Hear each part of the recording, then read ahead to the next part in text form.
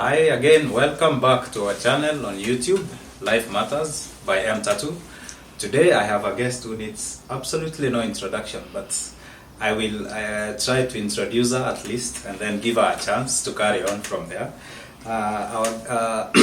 So today I have Kendi. Kendi is an author, she's a mother, she's literally so many things. She's a trade unionist, she's helping in so many other places in the society, but to avoid stealing the thunder from her, let me welcome you to our channel and give you a chance to introduce yourself. Thank you very much. My name is Irene Kendi, popularly known as Mamre. Yeah, I work in the office of the Cabinet Secretary for Public Service, Gender, Senior Citizens and Special Programs, Professor Margaret Kobia, as a personal assistant and advisor on political matters. I'm also a mother of one. I'm a wife to one husband. Wife to one husband. Let's clarify. Yeah. So that in case anyone out there says that girl is mine, I'd be like, no, I belong to a gentleman called Abuta. Yes. Yeah, and I've been in the trade union. I've been a student leader. I do a lot of, I'm an inspirational speaker. I'm a mentor. And I'm a gender rights advocate. I really advocate for gender equality. I'm a liberal feminist. You know, people don't know what is feminism in this country. Very few understand the ideology of feminism. I'm a liberal feminist. I'm an author. I've authored my first book, as you can see, Carving of a Firebrand. Generally about my story, and I'm a scholar. I have a degree, background of education, arts. I did education at the University of Nairobi. My first degree in Kiswahili and geography, and a major in geography. I also have an executive postgraduate certificate in strategic leadership and management from Coventry University, London, and I have a master's in women leadership and governance from the University of Nairobi. Yes. Wow, wow. Where did all this start? Yeah? Did you start as a youth leader, a student leader, or where did all this start? You know, God has a way of carving people's destinies, and I think God carved my destiny the way He wanted. Initially, I just wanted to come to the university, finish my degree, and go back home. Go become a teacher, get employed by BOM, and my 10 or 15,000. Continue doing my basic market business, and I call it a day. But God had a plan for me. I ventured into student leadership when I joined the university back in 2011. Up to 2015, I was a student leader all along. And after that, I joined Atoli. Atoli saw me on TV and really wanted me to work with him. I started working with him when I was still a student in third year, and after the university offered me a job to coordinate programs for youth, gender, education, and I was also his advisor on political matters. Okay. For 2 years. Okay. Then after that, I enjoyed Professor Margaret Kobia, who also poached me from Atuli. I used to volunteer in her office when I was a student leader. And we built our friendship. When she was appointed as the minister by Uhuru himself, she came and talked to Atuli that she would like me to work with her. And that's why I found myself in her office. And her being a scholar, Professor Margaret is a very stern professor. She's an advocate of education, and she realized that I have a quest for education, and she wanted to sponsor me to do my master's. And in 2019, an opportunity came for Commonwealth, and she appointed me. It was her opportunity. It was the first ever executive course that has ever been offered in this world. It was for ministers. But being the gracious woman that she is and kind and the way she believes in me, she offered me that opportunity. Imagine, if you look at that photo with Prince Harry, all those are ministers. It was a ministerial course. But she appointed me and nominated me to do the course, and I did it, and I passed very well. And then when I came later, she was like, you need another master's in Kenya, because that postgraduate certificate is an equivalent. It is 20 credits. Yeah. It is equivalent to masters in Kenya. So she said, you need also a local master's. Because Kendi, you are young, you are bright, you are Rangonget, and I know you have a bright future. So all you need along the way is good papers.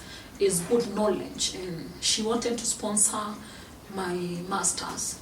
And by God's grace, Professor Anjiko Kabiru happened to be my mate and my friend, sent me an application for a scholarship at the University of Nairobi. In the midst of this discussion with Professor Kobia. And I applied for the master's at the University of Nairobi. I had passed in my first undergrad. I had second class honors, upper division, and I qualified. And I joined the university. They offered me full scholarship, like 75%, because I paid very little with my own money. And that's how now I found myself sailing through the education sector without much struggle, not like my degree. And I think God was like, Kede El Resu, you are my daughter. And I thank God and I thank my bosses for that. Now, there is somebody listening to you. They are hearing all these things. You're interacting with who is who. You are in the big places. You're talking to royalties and everyone. Has your life all along been like this, or was there somewhere where there was drastic change or gradual change? How did all this happen? Just maybe take us back to where you started in primary school, high school, all the way to hanging around Prince Harry. Yeah, it has not been easy. And as you have heard us said, it's through God's grace and I think favor. And I tell people, even those that are giving up, God knew you even before you were born. And I think God knew me before I was born. And He had gifted me gifts that He was to use later in life. When I was young, my mom was rejected by our dad. When our third born daughter was born, one child. I come from Meru, by the way. I come from Meru County. I was born in Kangeta, and I was raised up in Maua Town. Maua Town, those who know where Myriad comes from, that's where it has the most beautiful girls in the entire world. That's where I come from, Maua, the Green Gold area. And because my mom was rejected by her dad, she couldn't bear boys. And she went with us. I was barely 3 years old when she went to stay with her father.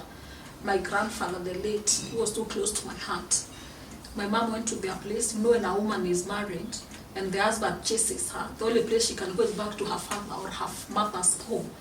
You know, like, no, I don't have parents. Maybe if mine chases me, I don't know where I'll go maybe to his mother. God forbid. God forbid. Then I'll go to his home, because that is the home I know now. So by God's grace, my mom had her parents, and she went back to her parents with us, the 3 of us. She raised us.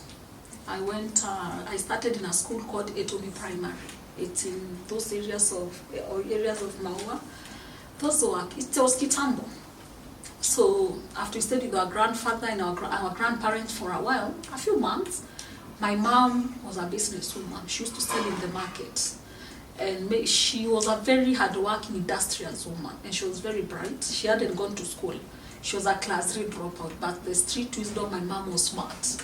She was very hard-working. So she went to Maua, picked up from where she started selling cereals and vegetables and the vias and the market stuff. And she could afford rent. So she rented a house in Maua and took us now to stay with her. The 3 of us, my sister Faith, Wancha and I. And she taught me business at the age of 10. In nursery, I used to go to the market to see her. And I could see how she's doing things. You know, Meru girls are very industrious naturally. And I started learning how she's doing things. So I would help her package the tomatoes, the onions, the potatoes. I would help her package, and I would even take around the market and selling to the people, the 10 bob, 20 bob. And I think I grew up in the market. So from school, I would go to the market. And I learned the rules of the game at a very tender age. So I learned business. And I was a bright girl. And during market days, I would go to help my mom in the market. I would go and do stuff with her. And now she trusted me. My mom, of all her children, she trusted me most. And I was very obedient. And I had that urge to learn, and that quest to learn, and that quest to be successful. And I promised myself when at a very tender age, like 6, 7 years, that I want to make my mom proud. because she was neglected and rejected because of girls. And I grew up with that urge of trying to disapprove the world that even cats have us in the society. Yes. So I grew up with that vigor, with that temerity to prove to the world, I will make it. Even if I'm not the only girl who will make it, at least I make it. So in everything I did, I made sure I matched the best. In the market, I made sure I made the best sales. At home, I cleaned utensils the best way. Interacting with our children, I would be the best friend ever. All I wanted was to make my mom proud. And even in the class, I promised myself I'm gonna be the best student. And truly, I was the best student during my high school and primary days. I never became anything less than top 10, all along, even in the university. How easy was it in running through primary school and high school? Was your dad paying your school fees all this time, or was your mom able to make it from a market business? Which dad? He rejected my mom. He rejected our mom. He doesn't care where we are, he doesn't care what we are doing. And that's why you say I really struggled and juggled to disapprove him being the first, and other fathers like him, that guys, don't reject women because they are girls. And I think for some reason, God saw my desire to be great. And I just wanted to be great, not to anybody, not for anybody, for my mom. Only. Not even for my relatives, not for my teachers. In class, I wanted to be top 1, number 1. So that my mom can come during closing day and hear my name being called Irene Kendi. She comes and receive the plates and the other gift and take a photo with me and feel good. Yes. Because I've beaten boys in class. My mom would go home feeling good. And truly, we stopped in our class. Yes. From class 1 to class 8, and even in high school. Yes. So it was not really easy. Because you see, now we are in town, and town life is for survival for the fittest, especially without a father. Yeah. We don't have a father figure. My grandfather was a driver. He used to live in Sharks, where I come from, in Kando village. So I would interact with my grandfather on Sundays, because on Saturdays I'm in the market. I never became that child. I was always in the hustles, just like any other adult. Other children are in class studying, me I'm in the market. Other children are being loved, pampered by their friends, by their parents, visiting, going for holidays. Me, I've never known what is a holiday. Yes. I've just known about holiday just the other day when I fell in love with this gentleman. So it was not very easy, and my mom got remarried in 1996. I was barely 10 years, so my mom got remarried, and I thank that woman. She really brought us up, she took care of us, and got married when we were at least big girls. It wasn't easy also with our stepfather. Yeah. It was so rough that destroyed our family. My sisters just went their way. Some became maids, others got married early. That denied them a chance to go to school. Yeah. That denied them a chance to fight their purpose. Yeah. And I feel it was a painful deal. But personally, I persevered because I loved my mother so much. And I'd made a promise between me and my God that I want to make my mother proud. And disappearing from home because there is the problem, saying that was their father, it was not one of it. So my mom later gave birth to boys. And my stepfather was so rough still on us because of these boys. For some reason, most of my mom alienated us and focused on the boys. Remember, now maybe they have brought her glory. Yeah. And she felt, oh, I got boys. Yeah. And she focused her energy on the boys, but I kept the focus. Up to today, how I do my things. When I focus on something, bro, nothing stops me and nobody stops me. Yeah. And I think I was born that way. Yeah. So mine was to focus on education because my sisters now are not in school. I'm in the entire Kionga family. I'm the only one who has been, at least, who is bright and who was trying to go to secondary and going to high school. Yeah. We didn't have school fees. I even repeated the class 8. I even repeated. I really passed well over 400 marks out of 700. And we had nothing.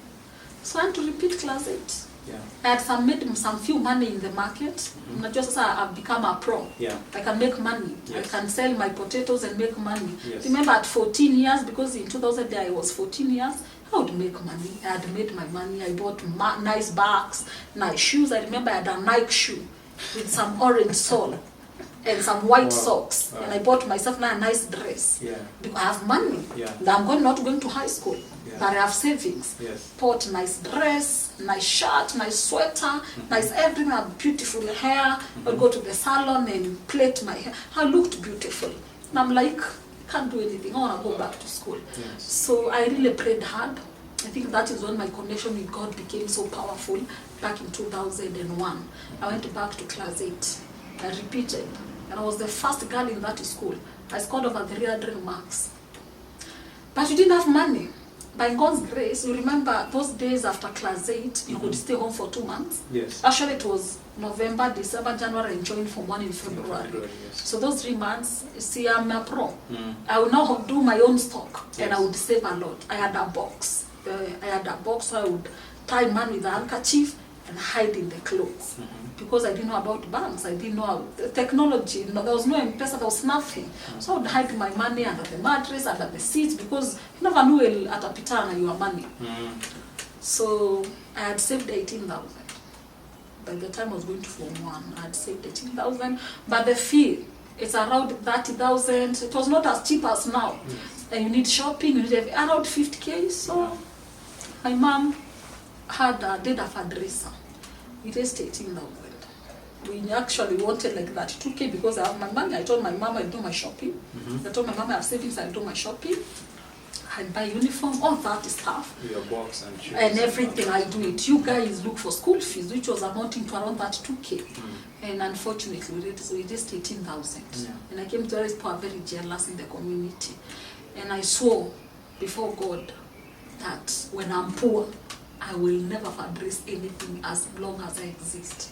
I remember I cried and told my mother, never do a fundraiser in your life. And she also cried. She had just given birth to Derek. If you read my book, you'll see a character called Derek. That's our brother. And my mom suffered a lot. So I'm the one who took care of her. But I'm doing KCP. After the exam, I'm running to the market. Yes.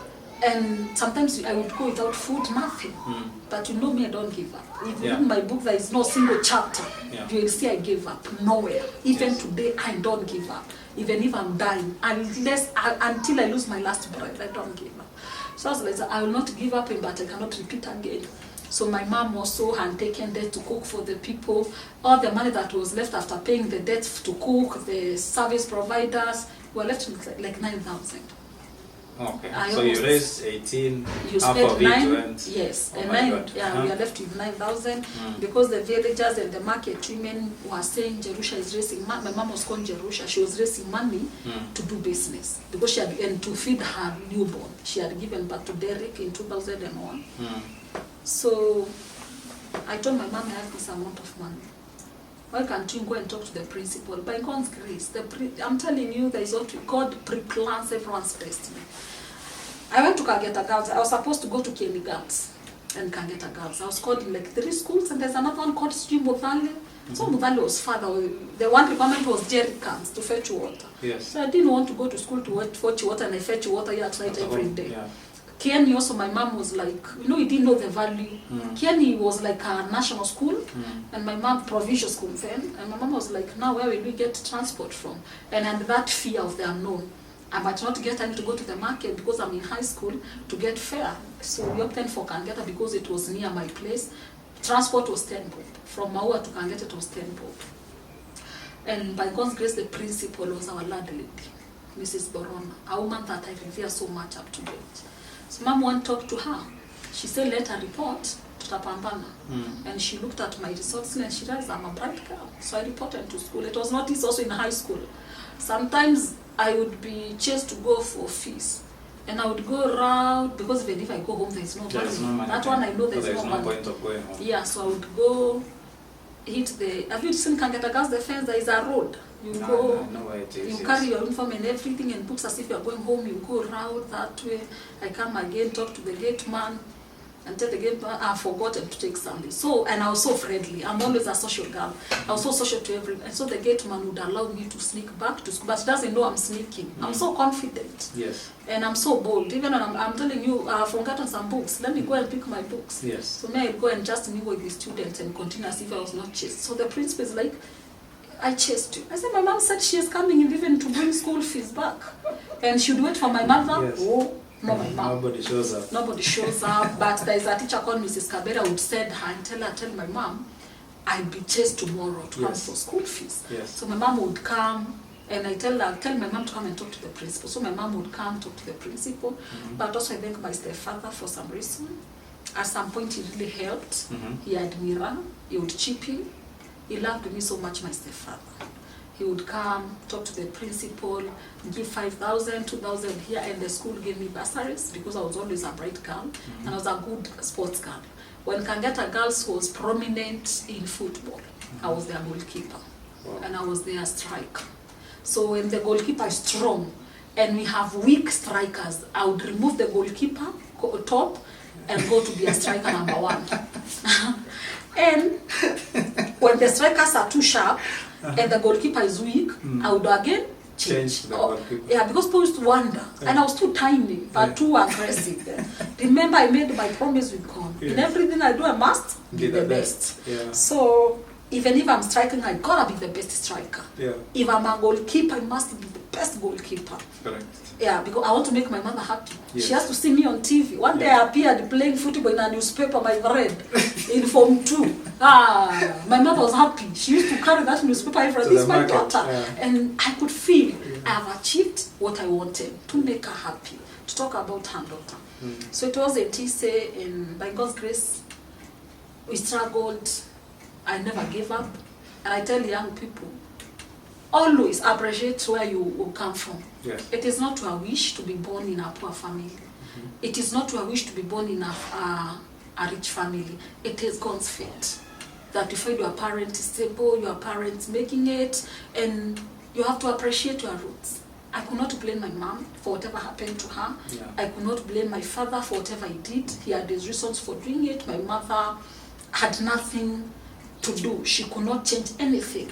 And I had to appreciate my mom, and that I'm in this world, but I am wondering to change the world and to change the perception of the world. And that is why I wrote this book. And after high school, when I reached Form 5, I felt so sick. Some strange disease. I had bad backache, stomach pains, and headaches. It really destabilized me. And I did not go to school for 8 months. From January to September, and I went back to school in October. 2 weeks to the KCSE. And I was still weak. I was still very weak. I prayed. I did my best. That 1 month I never slept because I was really over-revising. But I thank God I was a break. And I scored a B-. Wow. I scored, which really shook everyone. And my mother didn't know about grades. Even if I scored an A+, my mother could be like, so what she didn't know really the meaning of these things. And I knew I would not go to university. Because to go to university, you needed a mean grade of B+ of 75. Even if you scored a B+ of 73, you either go to colleges or TVET or whatever. Or do parallel. Or do parallel. Which needs a lot of money. Exactly, which needs a lot. So I wanted to repeat Form 4 and score at least an A-. I could have scored an A- or even an A, but the safety books had changed. So I had to go back to Form 3. Bro, with those struggles again of school fees, Form 3 struggle of 1 year, Form 4 another one, I was like, no, let me just go to the market, I know business. So I went to the market. There's a mzee called Nkoro. Nkoro Michubu is a prominent businessman in Maui even today. So he trusted me because I grew in the market, him knowing me, and he had a very good rapport with my mom and I. I'm not new in the market, I've grown there. Yeah. So I would go to him, take sacks of potatoes, go to another one, take onions, on credit. So I would take on credit, sell. I tell young people you must be trusted. Yes. Of all the things you need to do in this world, make sure you can be trusted. Because of trust and my honesty. It is the reason why I have risen too fast. Because this mzee could trust me, I would sell the potatoes, retain the profit, and take back his money. Within like 1 month, I was stable. I could now buy with the profit and saving. Those days I was not spending. Not buying designer stuff, no spending. You always save and save and save. Yes. Sometimes I would even go without food and I'm in the market and I'm making money so that I can save. And after some time, I realized this money can't take me anywhere. It's not a lot. But I didn't have this principle of, if the money you have is not enough to buy what you can eat, so I didn't eat mine. Yeah, I don't think it's a good one though. Yeah, it's a good one, but I didn't eat mine. Yeah. I really saved because I had this. My quest for education was so intense. Yeah. I don't tend to go to the university, and nothing less. Yes. Like than university. So immediately I got married by my first boyfriend. He was my high school sweetheart, and I felt I need to get married. And at some point, I didn't get married because I wanted. You know, the road to see in society today, people don't know what is the cause. I got married at the age of 18 because when I was at home, my stepfather trying to defile me. Thank God it was not successful, and it really traumatized me. I just healed like a year or 2 years ago because even when I speak about it, it makes me very emotional. And I felt I cannot be this home. And I felt my mother did not protect me.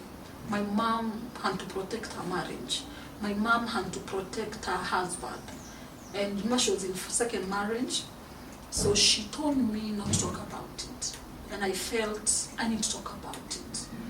And I was like, if I don't talk about it, these things happen at homes, silently. Yeah. That's why you see girls committing suicide. Your daughter commits suicide, she doesn't leave any notes, parents don't know why. Kumbe, you have an animal in the house. Yes. They have been defiling your daughter, they have been having sex, willingly or unwillingly, then someone becomes guilty. This is my father. And she just commits suicide. Or some people get into depression and disappear from homes, but the mothers don't know. And also, sometimes girls share with their mother, but their mothers rebuke them and silence them. So I moved out of that house. It was a rent, it was a single room, it was a double room. There was a bedroom where they used to sleep. Then there was a sitting room where I used to sleep on the sofa set. Yeah. So I moved and went to my aunt's place. And my boyfriend then came, I explained to him. So he used to come and visit me at my aunt's place, another blessing in disguise. So when he would visit my aunt would be like, my husband is complaining that you have a boyfriend who is visiting you here, and you guys use zidikisha him, under the moonlight. Yeah. My aunt used to stay not very far away from Maua.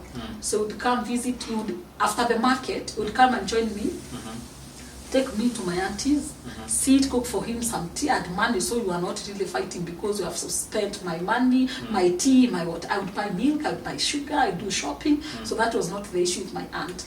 So her husband would come and, couples gossip. Yeah. So when they are gossiping, my aunt would tell me in the morning, no, Baba so-and-so is complaining and saying, your boyfriend comes here, you guys sit up to midnight, then you zidikisha him, you go then he zidikishas you back, so the whole night you're escorting each other up to 1 p.m. To and from. To and from. So my aunt was like, I asked her, what do you do? Because I love this man. And my aunt said, there is a house here that is vacant. Moving. Yeah.